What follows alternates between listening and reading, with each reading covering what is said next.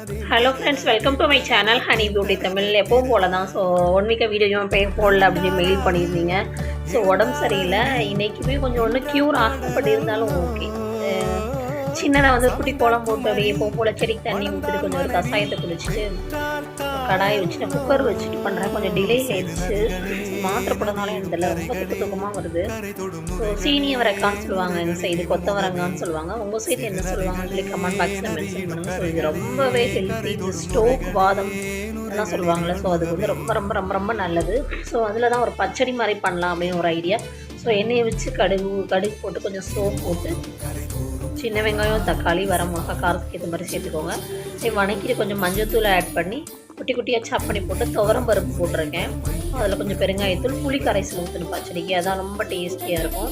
So புளி பிடிக்காது அப்படின்னா ஸ்கிப் பண்ணிவிட்டு தக்காளி ஒன்று எக்ஸ்ட்ரா ஆட் பண்ணிக்கோங்க. அதை அப்படியே குக்கரில் விசில் விட்டு சாப்பாடு கஷாயம் ஒரு பக்கம், இந்த பச்சடி ஒரு பக்கம் ரெடி ஆகிட்டுருக்கு. ஸோ எப்படி காலையில் வந்து ரொட்டீனாக வந்து எக்ஸசைஸ் ஒரு 1/2 hour பண்ணுறோம் அப்படின்னா, ஸோ அதே மாதிரி ஹேரையும் ஸ்கின்னையும் நான் ரொம்பவே கேர் பண்ணுவேன். ஸோ நான் சீரம் யூஸ் பண்ணுறேன். ஸோ பாடி வாஷோட அந்த ரோலான் ட்ரை பண்ணுறேன். ஸோ அதை ஸ்கேல்ப் அப்ளை பண்ணிவிட்டு நான் வீட்டிலேயே அரைச்சி வந்து நம்மளோட கோகோனட் ஆயில் ஒன்று வச்சுருக்கோம். ஸோ அந்த ஆயிலையும் வந்து நான் ஹேர் ஃபுல்லாக அப்ளை பண்ணிவிட்டு ஹேர் வாஷ் பண்ணிடுவேன். ஸோ இந்த கொத்தவரங்காயை பற்றி நான் சொல்லியே ஆகணும்.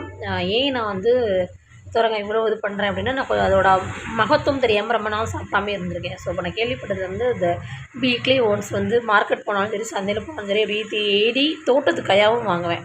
ஸோ தலையில் ஆயில் அப்ளை பண்ணிவிட்டு, ஸோ ஒரு சீப்போட பெரிய கொம்பு வச்சு ஹேர் வாஷ் பண்ணிவிட்டு காலையில் சாப்பிட்றதுக்கு தோசைன்னு வந்து புதினா சட்னி ரெடி பண்ணியிருக்கேன். ஸோ ஆஃப்டர்நூனுக்கு வந்து இந்த பச்சடி அப்படியே சாப்பாட்டில் மிக்ஸ் பண்ண, பசங்க சாப்பிட மாட்டாங்க. ஸோ மிக்ஸ் பண்ணும்போது ஓரளவுக்கு அதோட சத்தெல்லாம் உள்ளே போயிடும்ல. இதை வந்து பொரியல் பண்ணி சாப்பிட்லாமான்னு கேட்குறீங்க. பொரியல் பண்ணி சாப்பிடக்கூடாது. அன்றைக்கி நான் என் ஃப்ரெண்ட்ஸ்கிட்ட சொன்னேன், 2-3 பேர் அப்படி தான் கேட்டாங்க. ஸோ இதுனா இதோட எசன்ஸ் எல்லாம் அந்த இதில் இருக்கும் இல்லைங்களா, பச்சடியில்.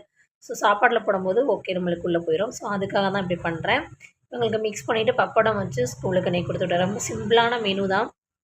உடம்பு சரியானதுக்கப்புறம் பார்த்துக்கலாம் அப்படின்னு சொல்லிட்டு ஸ்நாக்ஸுக்கு வந்து நான் மிக்சர் தான் ரெடி பண்ணேன்.